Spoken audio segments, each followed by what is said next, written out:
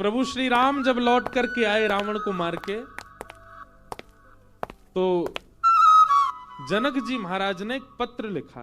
भगवान सभा में बैठे थे और सभा में बैठे बैठे जैसे ही जनक जी का पत्र आया तो भगवान ने हनुमान जी से कहा, पत्र पढ़ के सुनाओ, क्या बोल रहे हैं हमारे ससुर जी। हनुमान जी ने पूरा पत्र पढ़ा। बोले, भगवान हे प्रभु श्री राम, आपको, पूरी सेना को, हमारी मैया को, तीनों भैयाओं को, तीनों भाभियों को, सबको जनक जी बुला रहे हैं जनकपुर कुछ दिन आराम के लिए। सबरे बंदर उछलने लगे।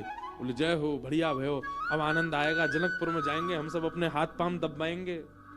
बहुत युद्ध करके आए रावणों से, रावण की सेना से, और बढ़िया मालपुआ खावे को मिलेगा। राम जी की बारात में तो हम नहीं जा पाए थे, पर बारात की चर्चा हमने सुनी थी। वहां तो भैया बड़े पकवान बने थे, हम सब जाएंगे। ब्राह्मण सारे बानर इतने ज्यादा उत्सुक हो गए, हम सब जाएंगे। बानरों की उत्सुकता देख करके राम जी बोले, शांत हो जाओ भैया। अब भाई देखो, हमारा निर्णय यह है कि जनकपुर हमारी ससुराल है, और कहीं भी नाक कट जाए चलता है, पर ससुराल में हमारी नाक ऊंची रहनी चाहिए।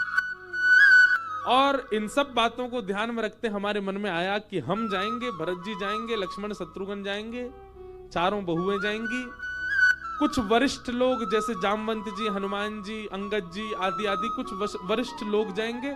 बाकी बानरों से हमारी प्रार्थना, आप तो यहीं सरजू जी के तट पे अयोध्या में ही रहो, आप लोग मत चलो। बानर सब उदास हो गए। बोले, क्यों, हम क्यों नहीं चलें? बोले, आप लोगों का स्वभाव ऐसा ही है, किसी से भी छीन के खा जाते हो, कहीं पर भी मलमूत्र त्याग देते हो, कहीं भी उछल कूद कर देते हो, डाले तोड़ देते हो, वन उजाड़ देते हो। और जनकपुर हमारी ससुराल है। हमारे सामने किसी ने कह दिया कि अरे देखो, वो वन पूरे बानरों ने उजाड़ दिया। बानर किसके? बोले, राम जी के। तो हमको तो बहुत बुरा लगेगा, लेकिन आप लोगों का यही स्वभाव है, तो क्या करें।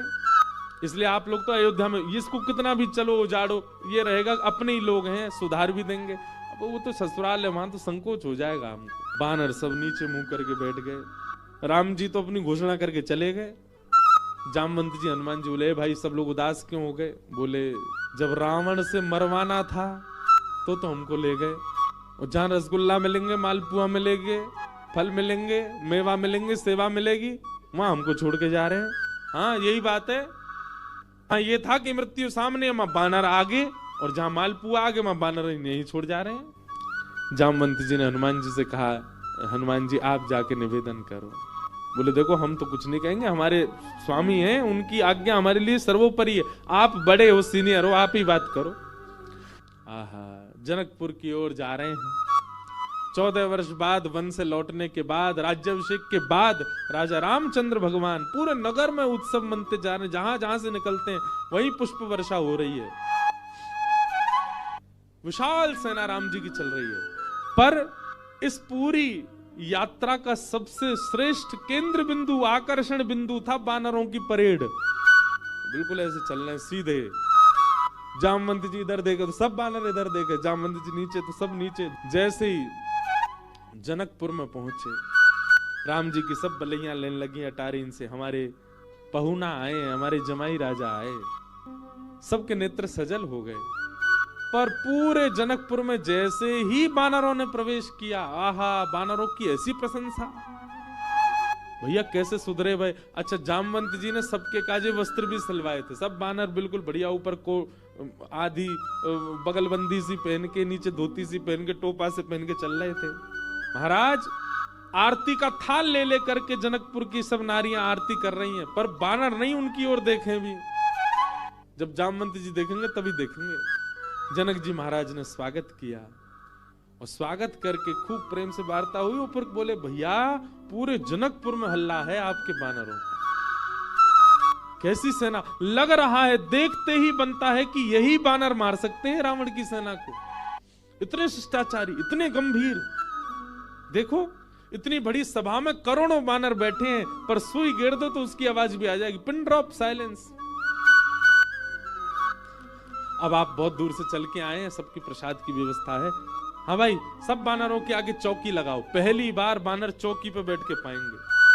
चौकी पे बैठ गए, चौकियों के आगे दूसरी चौकी, चौकी के ऊपर सोने की थाली, चांदी की कटोरी। आहा, क्या बढ़िया, सब बानरों की थाली, पहली बार बानरों के आगे थाली लगी है।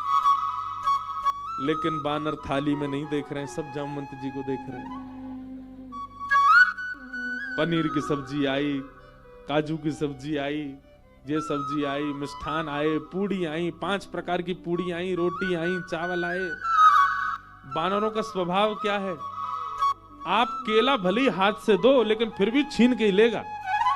बानर का स्वभाव होता है, उसका छीनने का स्वभाव होता है। पर सारे बानर ऐसे बैठे जामवंत जी को देख रहे, टेढ़ी टेढ़ी नजर करके देख तो रहे थाली में क्या क्या आ रहा है।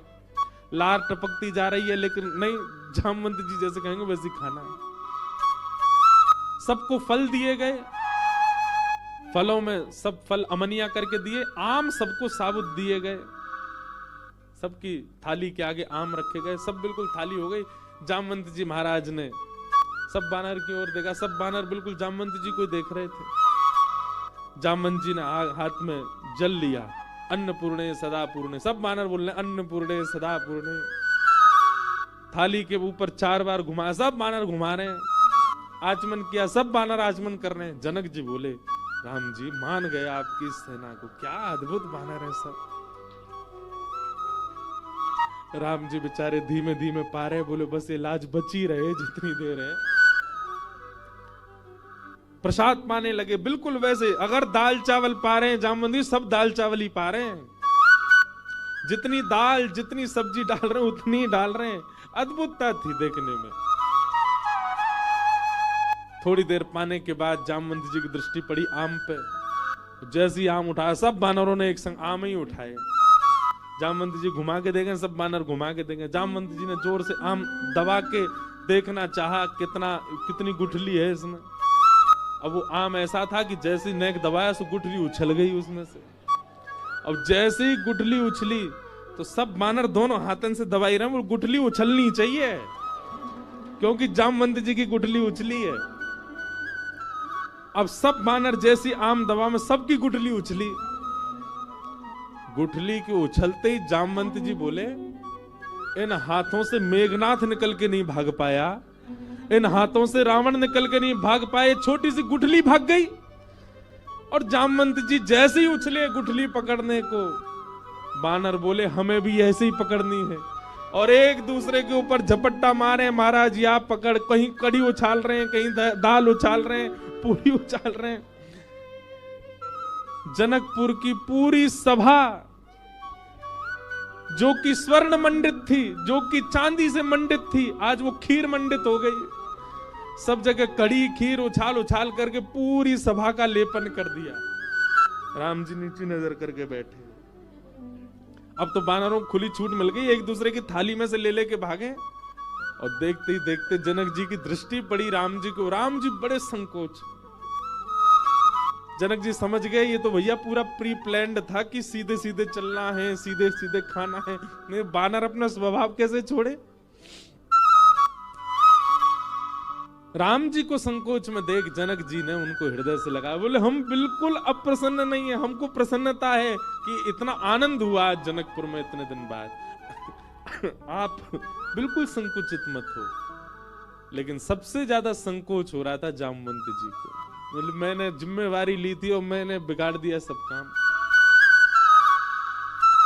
जब जनक जी को राम जी को हृदय से लगाते हुए देखा तो जामवंत जी के मन में आया मैंने बहुत बड़ा अपराध कर दिया। आज जितने प्रेम से राम जी अपने ससुर जी को हृदय से लगा रहे हैं, हे भगवान मेरे अपराध का पीड़ा जो मेरे चित्त में है वो तभी दूर होगी जब इतने प्रेम से ठाकुर जी मुझे भी अपने हृदय से लगा।